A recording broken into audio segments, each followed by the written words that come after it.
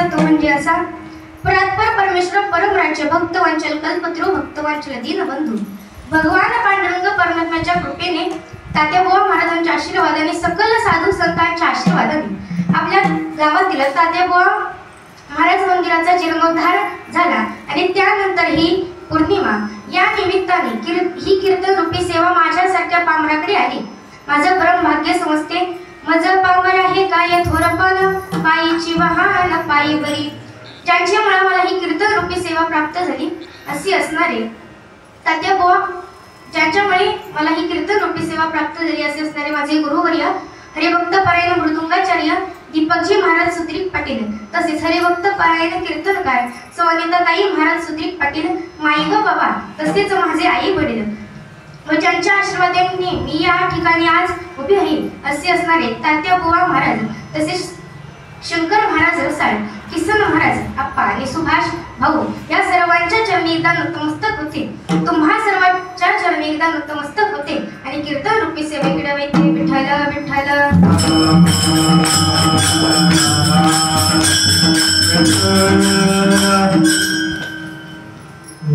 तात्याबुवा महाराजांविषयी जर आता सांगायचं झालं तर बघा आपल्या परिसरामध्ये वारकरी संप्रदायाची सुरुवात ही तात्याबुवा महाराजांनी केली. त्यांनी पूर्वीच्या लोकांच्या मनात विठ्ठल भक्तीचे वेड लावले. दरवर्षी तात्याबुवा महाराज हे आषाढी कार्तिकी पंढरपूरची वारी करायचे. एका वर्षी ते असंच वारीला गेले. त्यावेळेस चंद्रभागेला पूर आलेला होता. वातावरण थंडीचं होतं. मग ते पंढरपूरमध्ये गेले. पण त्यांचा एक नियम होता की जोपर्यंत पुंडलिकाचं दर्शन घेत नाही तोपर्यंत पांडुरंगाचं दर्शन घेत नव्हते. मग त्यांनी थोडाही विचार न करता चंद्रभागेमध्ये उडी मारली. आधी पुंडलिकाचं दर्शन घेतलं आणि त्यानंतर पांडुरंगाचं दर्शन घेतलं. अजून एक घटना आहे. एकदा तात्याबुवा महाराज वारीला जात असताना चालत असताना त्यांना एक बस दिसली. त्या बसला त्यांनी हात केला पण बस थांबवली नाही.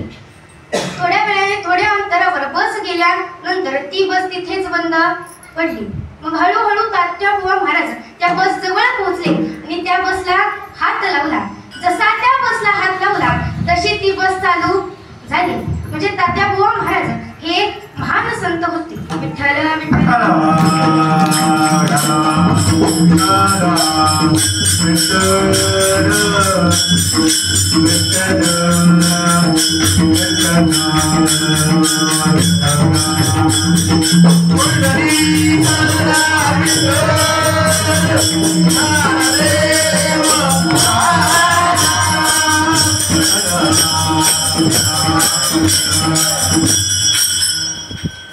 अभंग हा 4 चरणांचा आहे. अभंग तुकोबरा यांचा आहे.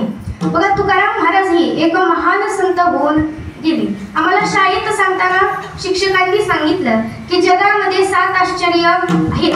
पण आमच्या तुकोबरा यांनी 700 आश्चर्य केली. म्हणजे ते काही साधारण पुरुष नव्हते. बघा या मृत्यू लोकातून सदेह वैकुंठाला जाणं शक्य आहे का तर नाही. पण शक्य केलं. कोणी केलं तर तुकाराम महाराजांनी ते शक्य केलं. मी तुम्हाला एक वही देते. त्या वहीला दोरा बांधा आणि फक्त 13 मिनिटे पाण्यामध्ये ठेवा आणि मला वही कोरडी बाहेर काढून दाखवा. आहे का शक्य तर नाही. पण तुकाराम महाराजांनी ते शक्य केलं. म्हणजे अशक्य जे आहे ते शक्य केलं. याला म्हणतात आश्चर्य. मग आता आश्चर्य म्हणजे काय की कधीही न घडणारी गोष्ट घडते त्यावेळेस त्याला आश्चर्य म्हणतात. विठ्ठल विठ्ठल.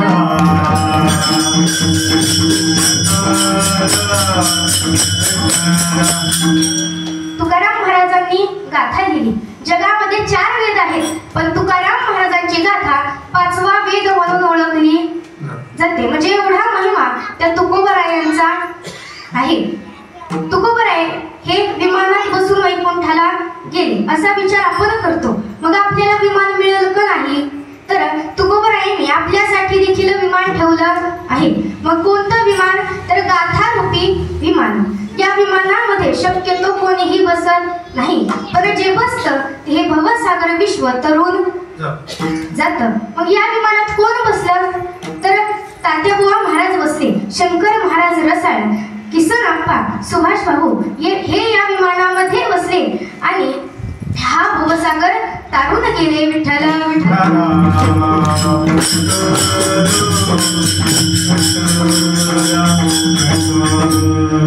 आता आपण अभंगाचं चिंतन हे विस्तारपूर्वक पाहू. तुकाराम महाराज अभंगामध्ये काय म्हणतात की संतांच्या उपकाराचं वर्णन मी कशा प्रकारे करू.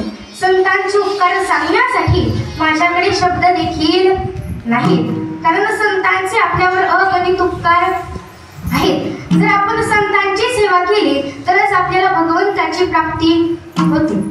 समजा तुम्हाला एखाद्या अधिकाराला भेटायचे आणि त्या अधिकाऱ्याची भेट घेण्या अगोदर तुम्हाला कोणाची भेट घ्यावी लागते, तर त्याच्या पीएची भेट घ्यावी लागते आणि त्यानंतरच अधिकाऱ्याची भेट होते.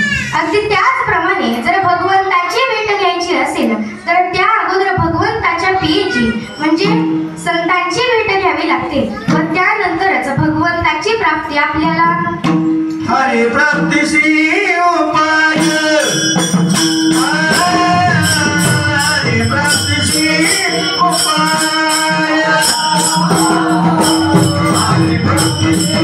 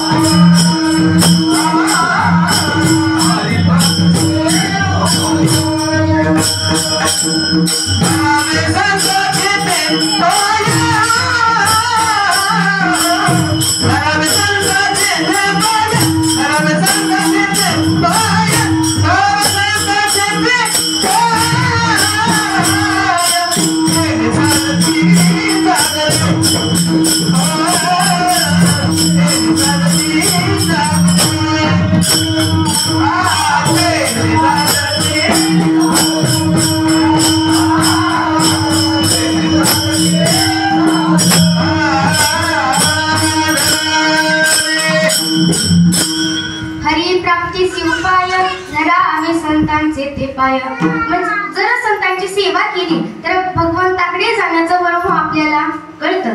एक दृष्टांत आहे बघा. एक गुरुजी आपल्या शिष्याला तर रोज जंगलातून वनस्पती आणायला लावायचे आणि त्याचं रसायन पद्धतीने भट्टी लावून सोने तयार करायचं. आता एक दिवस काय झालं तर या शिष्याला वाटलं की सोनं तयार करण्याचं सर्व ज्ञान आपल्याला प्राप्त झालं आहे, त्यामुळे आपण काय करू की आता इथून पळून जाऊ आणि आपण स्वतः सोनं तयार करू. मग एका रात्री तो शिष्य पळून गेला, सर्व वनस्पती आणल्या आणि भट्टी लावली, पण सोनं तयार झालं नाही, कारण त्याला सोनं तयार करण्याचं वर्म माहीत नव्हतं. त्याने खूप प्रयत्न केले पण तरी सुद्धा सोनं तयार झालं नाही. त्याला पश्चाताप झाला. हा पुन्हा गुरूंकडे माघारी आला. गुरूंची क्षमा मागितली आणि सांगितलं की ज्याप्रमाणे तुम्ही भट्टी लावून सोनं तयार करत होता मीही तसं केलं पण तरी सुद्धा सोनं तयार झालं का, तर नाही झालं. त्यावेळेस त्या गुरुजींनी सांगितलं की सोनं तयार करण्याचं खरं वर्म मी तुला सांगितलं नव्हतं, त्यामुळे सोनं तयार झालं नाही. त्यावेळेस गुरुजींनी सांगितलं की 3-4 वनस्पती अशा आहेत की त्या वनस्पतींना नख न लावता जर त्या वनस्पती वापरल्या तर सोनं तयार होईल. त्या शिष्याने त्या 3-4 वनस्पतींना नख न लावता त्या वनस्पती वापरल्या तर लगेच सोनं तयार झालं. म्हणजे अगोदर त्या शिष्याला सोनं तयार करण्याचं वर्म माहीत नव्हतं, त्यामुळे सोनं तयार झालं नाही. पण ज्या वेळेस त्याला ते वर्म समजलं त्यावेळेस त्यालाही सोनं तयार करता आलं. म्हणजे संतांची सेवा केल्याशिवाय भगवंताकडे जाण्याचं वर्म हे आपल्याला कळत नाही. विठ्ठल विठ्ठल.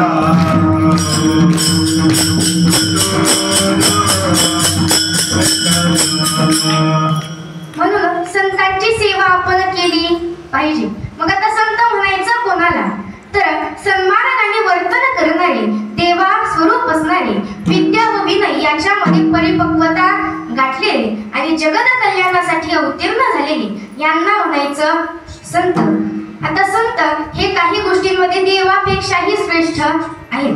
एका ठिकाणी वर्णन केले, सबसे बडा कौन है, सबसे बड़ी पृथ्वी है, पृथ्वी काहे की बड़ी वो तो शेष के माथे पे खड़ी तो शेष बड़ा शेष काहे का बड़ा वो तो शंकर जी के गले में पड़ा तो शंकर जी बड़े शंकर जी काहे के बड़े उसका केलास तो रावण ने उखाड़ा तो रावण बड़ा रावण काहे का बड़ा वो तो राम के एक बाण से उड़ा तो राम बड़ा राम काहे का बड़ा वो तो हनुमान जी के हृदय में खड़ा तो हनुमान जी बडे म्हणजे देवापेक्षा संत हे कसे आहेत तर श्रेष्ठ आहेत मोठे आहेत विठ्ठल विठ्ठल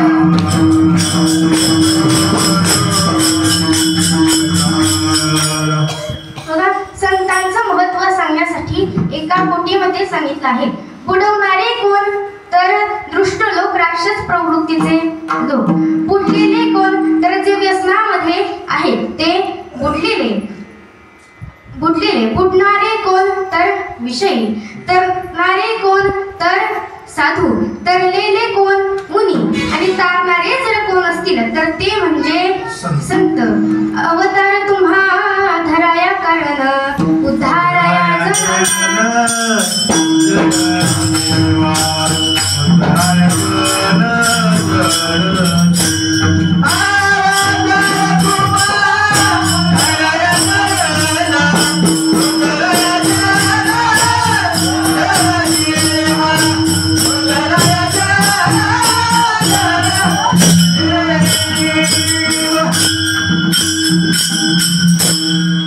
त्यामुळे तुकाराम महाराज काय म्हणतात तर मला संतांचं सर्व कार्य माहीत आहे संतांची लक्षणे माहीत आहे संतांचा महिमा सुद्धा माहीत आहे शिवाय सांगण्याची कला देखील आहे मग तुकाराम महाराज काय सांगतात तर अभंगाचा प्रथम चरण काय सांगू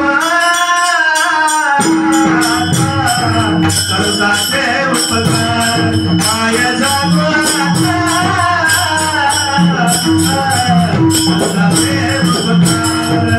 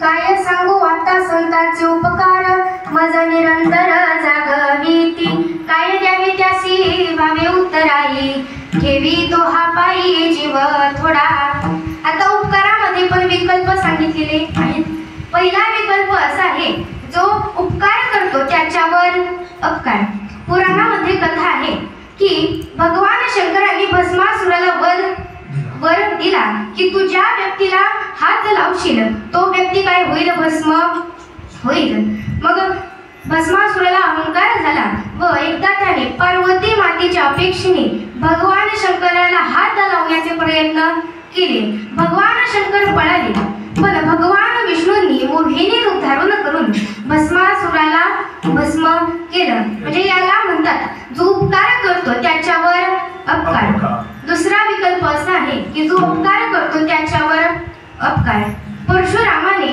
जगत अग्नीस मारून सहस्रार्जुन कामधेनू घेऊन गेला रेणुका मातेने सांगितले त्यावेळेस परशुरामाने सहस्रार्जुनाचा आणि पृथ्वी 21 वेळा निक्षत्रिय केली. याला म्हणतात अपकार करणाऱ्यावर अपकार. तिसरा विकल्प असा आहे, जो उपकार करतो त्याच्यावर उपकार. पांडवांच्या यज्ञामध्ये शुक्राचार्यांनी अन्नाचं एक शीत खाल्लं. याबद्दल श्रीकृष्णांनी सांगितल्यानंतर पांडवांचा नातू परीक्षिती याला शमीच्या शापातून मुक्त करण्यासाठी शुक्राचार्यांनी 7 दिवसात भागवत सांगून त्याला मुक्त केलं. याला म्हणतात उपकार करणाऱ्यावर उपकार. आणि चौथा विकल्प असा आहे, जो उपकार करतो त्याच्यावर उपकार. आता यामध्ये कोण येतं, तर यामध्ये संत येतात. माझ्या माऊलींना सतत त्रास देणारे विसोबा खेचर, पण त्या विसोबा खेचराला सुद्धा माऊलींनी ब्रह्मरूप करून नामदेव महाराजांचं गुरु बनवलं. म्हणजे याला म्हणतात की जो उपकार करतो त्याच्यावर उपकार. विठ्ठल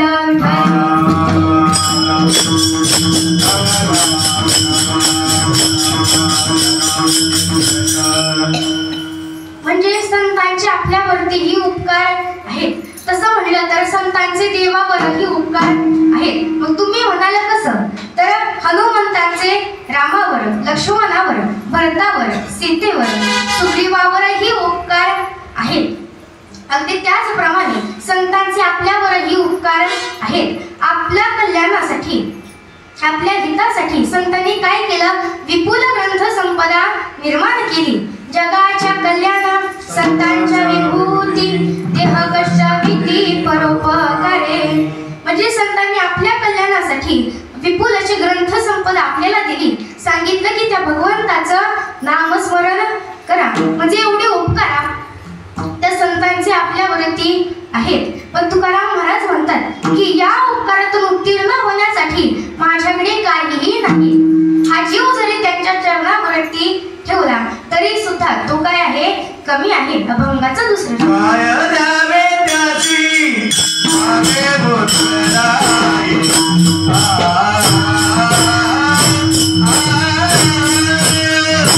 काय द्यावे त्याची मागे बोलणारी.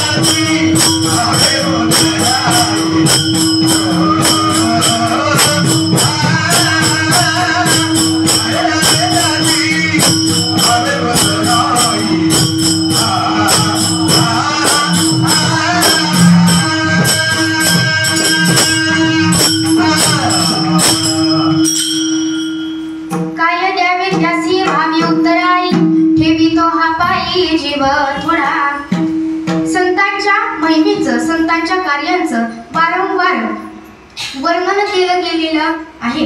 कारण संत सांगायचं झालं तर संत हे कर्णापेक्षा उदार आहेत. उदार शब्द म्हणला की कर्ण हा डोळ्यासमोर येतो. कारण कर्णाने पावसाळ्यामध्ये एका याचकाचा शेकोटीसाठी आपला चंदनाचा पलंग दिला, त्यामुळे कर्णाला आपण उदार म्हणतो. परंतु कर्णाचं दान हे नाशिवंत आहे, एक दिवस नष्ट होणार आहे. परंतु संत जे आपल्याला दान देतात ते कधीही नष्ट होत नाही. त्यामुळे कर्णापेक्षा उदार हे कोण आहेत? तर संत आहेत. आता दुसरं सांगायचं झालं तर कुबेरापेक्षा संत श्रीमंत आहेत. कुबेराकडे 18 भाग संपत्ती आहे. त्यातील एक भाग व त्या एका भागातील अर्धा भाग संपत्ती ही रावणाकडे व उरलेल्या अर्धा भागातील संपत्ती म्हणजे जगातील सर्व श्रीमंत लोक. पण कुबेराचं धन हे नाशिवंत आहे. पण संत मात्र आपल्याला जे धन देतात ते कसं आहे तर ते अविनाशी आहे, ते कधीही नष्ट होत नाही. म्हणून संत हे कुबेरापेक्षा श्रीमंत आहेत. विठ्ठल विठ्ठल.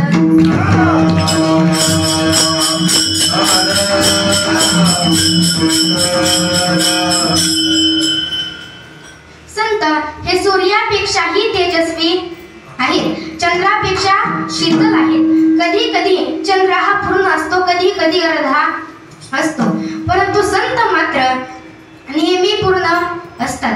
चंद्रावर डाग आहेत परंतु संत मात्र डाग रहित आहेत. चंद्र हा आपल्या शरीराला शीतलता देतो, परंतु जे संत आहेत ते आपल्या संपूर्ण जीवाला शीतलता देतात. विठ्ठल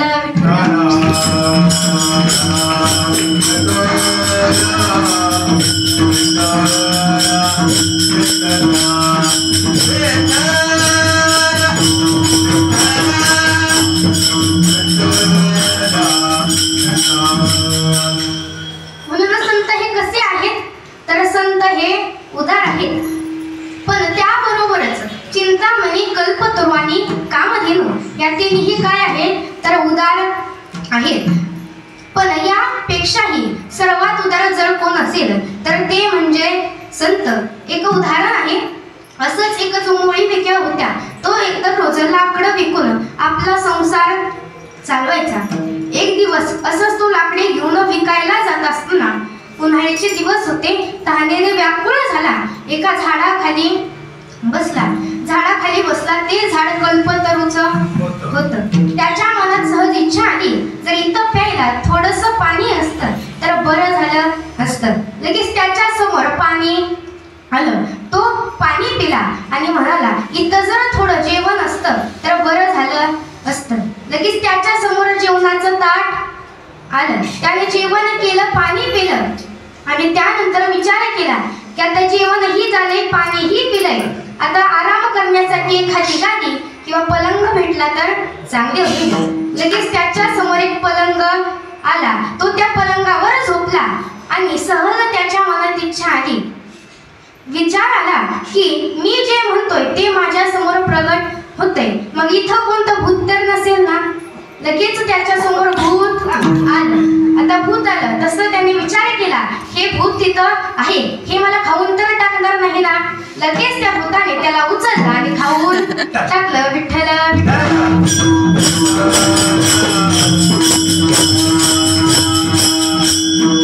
म्हणजे कल्पतरू हो कसं आहे तर आपण जे मागतो तेच आपल्याला देतं. त्यामध्ये आपलं कल्याण आहे की नाही हे ते बघत नाही. पण संत मात्र कसे आहेत तर आपलं ज्याच्यामध्ये कल्याण आहे तेच आपल्याला देतात. विठ्ठल विठ्ठल.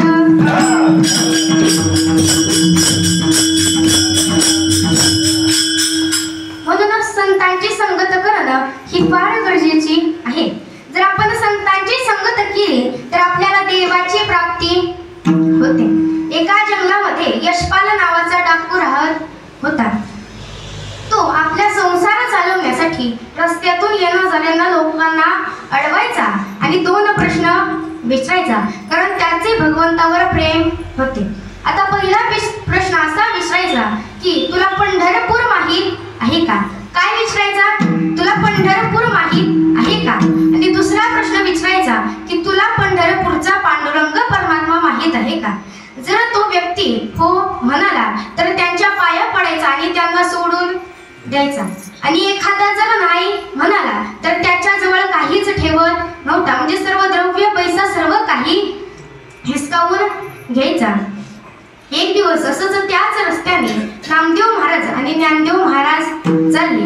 आता यांनी नेहमीप्रमाणे त्या दोघांना अडवलं आणि नावे विचारली. नामदेव महाराज म्हणाले माझं नाव नामदेव.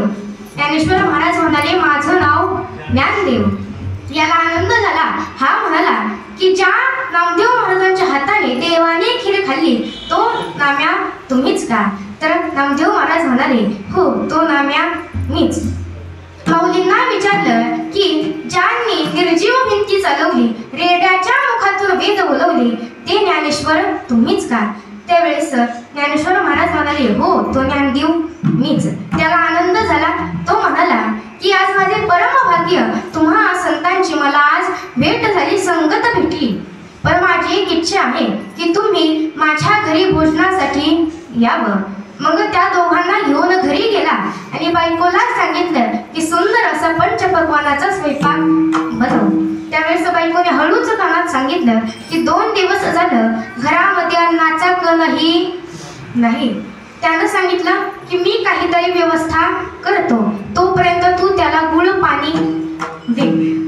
मग हा परत जंगलामध्ये गेला आणि गिराईक येतंय का नाही याची वाट पाहू लागला. 1 वाजले, 2 वाजले, 4 वाजले, पण तरी सुद्धा एकही गिराईक आलं नाही. याला चिंता वाटू लागली. त्यावेळेस त्याने आकाशाकडे पाहिलं, देवाला आठवलं. देवाला म्हणाला की देवा आज माझ्या घरी संत मंडळी आली, मी त्यांना भोजनासाठी बोलवले, पण भोजनासाठी त्यांना द्यायला माझ्याकडे काहीच नाही, तू थोडीशी मदत कर. विठ्ठल विठ्ठल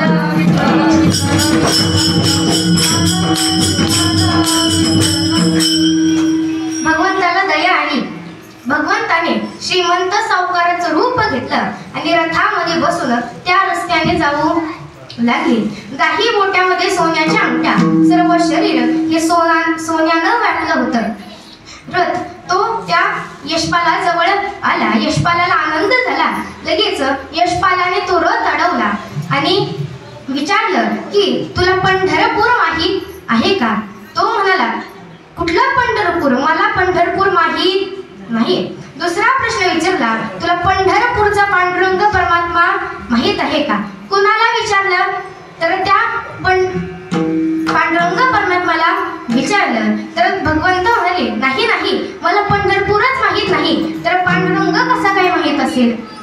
त्यावेळेस यशपालाने त्याच्या जवळील सर्व सोनं काढून घेतलं आणि जाऊ लागला. तेवढं देवाला वाटलं की आता आपण इथपर्यंत आलोय, इथून मागं जायला नको.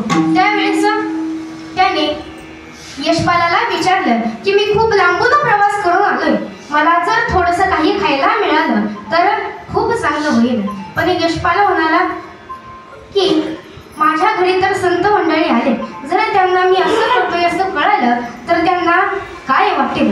पण भगवंताने खूप विनवणी केली. त्यामुळे यशपाल भगवंताला घेऊन घरी गेले आणि एका कोपऱ्यामध्ये बसवलं. यशपालाच्या पत्नीने सुंदर असा पंचपक्वानाचा स्वयंपाक केला. संत मंडळी जेवायला बसली. जशी संत मंडळी जेवायला बसली तसं माऊलींचं लक्ष त्या कोपऱ्यात गेलेल्या व्यक्तीकडं गेलं. लगेच माऊलींनी यशपालाला विचारलं की तो कोपऱ्यात बसलेला व्यक्ती कोण आहे? यशपाल म्हणाला की तो कोपऱ्यात बसलेला व्यक्ती आमच्या गावचा भिकारी आहे. तो भिकारी आहे, थांबा त्याला हाकलून येत होतो. लगेच हातात काठी घेतली आणि त्याला मारण्यासाठी निघाले. लगेच माऊली गेली आणि त्याचा हात धरला आणि सांगितलं की योग जप तप करून ज्यांच्या भगवान परमात्मा स्वप्नात सुद्धा जात नाही. अरे ते भगवान परमात्मा तुझ्या घरी आले, तू त्यांना ओळखलं नाहीस का? यशपालाच्या डोळ्यातून अश्रू आले आणि त्याने भगवंताच्या चरणावर लोटांगण घातलं. म्हणजे यशपालाला संतांची संगत झाली तर त्याला देवाची ही प्राप्ती झाली. म्हणून संतांची संगत करणं ही फार गरजेची आहे. विठ्ठल विठ्ठल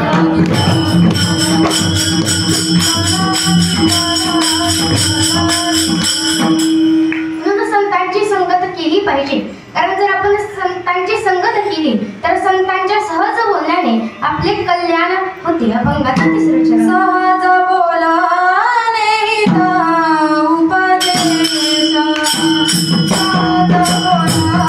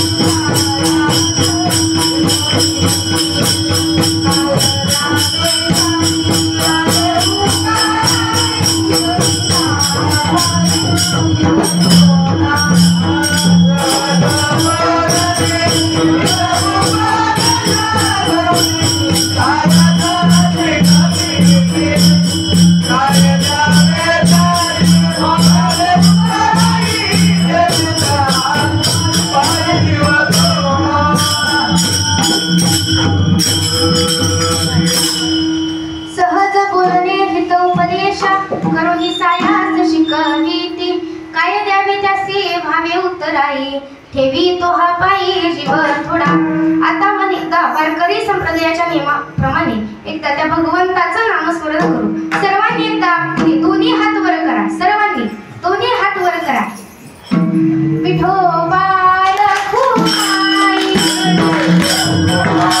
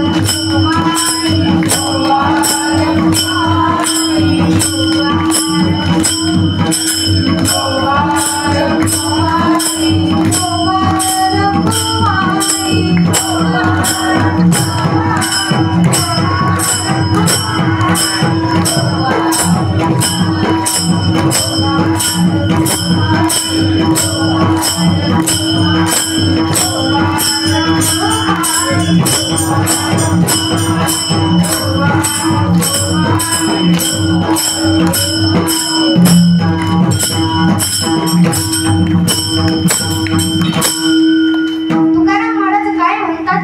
सहज बोलणे हित उपदेश करुणी सायास शिकविती. म्हणजे संतांच्या सहज बोलण्याने देखील आपला उद्धार होऊ शकतो. एका राज्यामध्ये एक राजा राज्य करत होता. एक दिवस तो असत शिकारीसाठी गेला. त्याला तहान लागली. आसपास पाहिलं तर एक तलाव होता. त्या तलावाजवळ गेला आणि पाहिलं तर एका झाडाखाली एक साधू महर्षी बसलेले होते. आता त्याला वाटलं की आपण त्यांचं दर्शन घ्यावं. मग हा त्यांच्या जवळ गेला आणि लांबूनच हात जोडले. आता त्याला वाटलं की हे आपल्याला आशीर्वाद देतील. परंतु त्या साधू हे त्याच्यावर नव्हतं. तर तलावाच्या काठावर एक दगड होता आणि त्या दगडावर एक बगळा बसलेला होता. त्या बगळ्याकडे त्यांचं लक्ष होतं.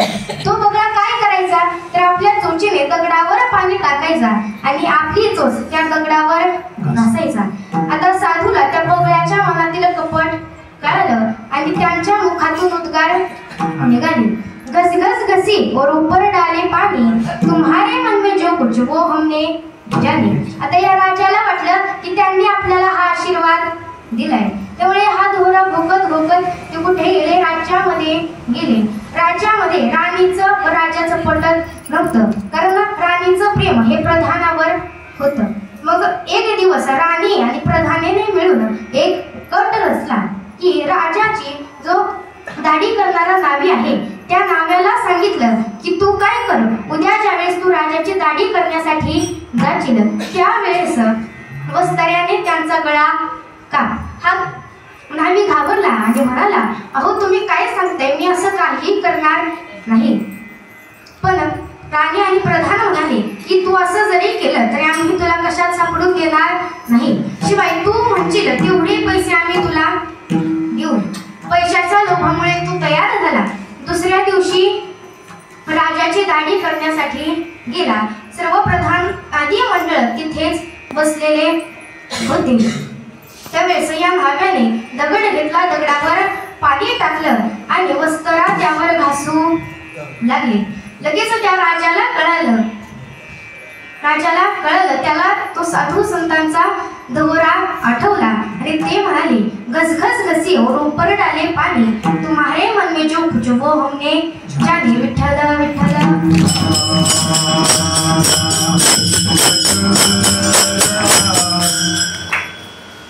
तसं आता या नाव्याला वाटलं की आपल्याला काय करायचं हे राजाला कळलं. तेव्हा तो म्हणू लागला, क्षमा करा महाराज, माझ्या मनात असं काहीही नव्हतं, मी असं काहीही करणार नव्हतो. आता राजा म्हणाला, मला तर काहीच माहित नाही, पण हा बोलतोय कशाविषयी. त्यावेळेस राजाने आपल्याला सर्व माहित आहे असा आव आणला आणि सांगितलं की मला सर्व माहित आहे, पण तीच गोष्ट तू सर्व प्रधानादी मंडळींसमोर सांग. तेव्हा नाव्याने सर्व खरं खरं सांगितलं. राजाला सत्य कळाले की आपल्याला मारण्याचा कट रचला जात होता. लगेच राजाने राणीची आणि प्रधानाची गाढवावरून वरात काढली आणि त्या दोघांना हाकलून दिलं. म्हणजे त्या राजाला संतांची संगत ही अगदी थोड्या वेळ झाली. ते संत सहज बोलले तरी सुद्धा त्या राजाचा जीव वाचण्यापासून राहिला. तेव्हापासून त्या राजाने संतांची संगत करायला सुरुवात केली. विठ्ठल विठ्ठल.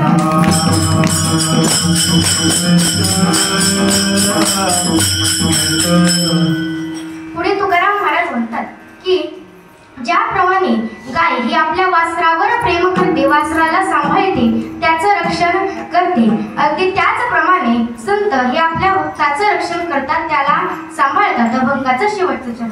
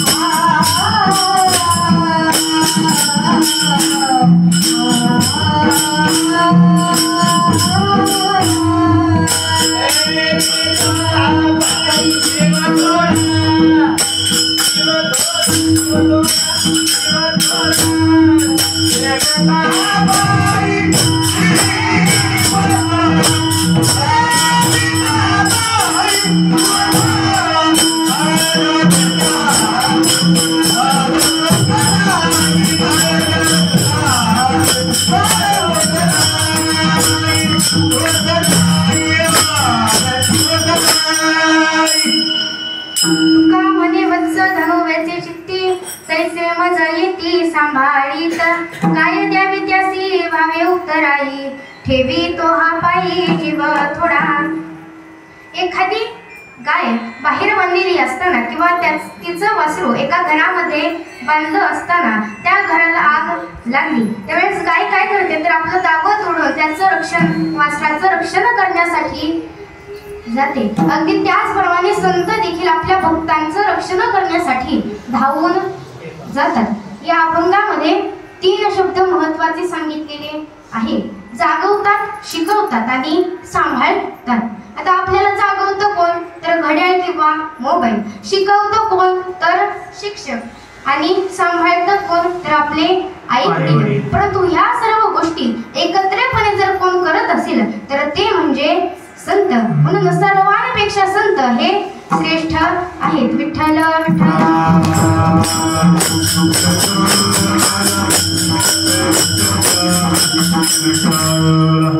आपल्या कीर्तनाची नियोजित वेळ ही जवळपास संपत आलेली आहे. म्हणून जाता जाता सांगते त्या भगवंताचं नामस्मरण करा, आई वडिलांची सेवा करा, समाजामध्ये आपल्या आई वडिलांना कधी कुणासमोर हात पसरावे लागणार नाहीत असं मुलाने जगावं आणि समाजामध्ये आई वडिलांची मान कधीही खाली होऊन द्यायची नाही असं मुलीने जगावं.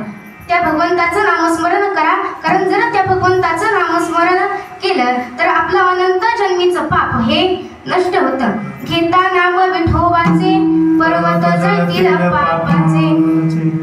म्हणून यथामथी यथावकाश अभंग सोडवण्याचा प्रयत्न केला. तर माझ्या तोंडून एखादा चुकीचा शब्द गेला असेल तर मला तुमची मुलगी समजून माफ करा. ज्यांना एक मुलगी आहे त्यांनी दुसरी समजून माफ करा. ज्यांना दोन आहेत त्यांनी तिसरी समजून माफ करा. ज्यांना मुलगी नाही त्यांनी मला दत्तक घ्या पण मला माफ करा. म्हणून झालेली सेवा भगवंताच्या चरणी, गुरुवर्यांच्या चरणी, भगवान परमात्म्याच्या चरणी, सकल साधू संतांच्या चरणी, तुम्हा सर्व श्रोते वृंदांच्या चरणी समर्पित करते आणि याच ठिकाणी सेवेला पूर्णविराम.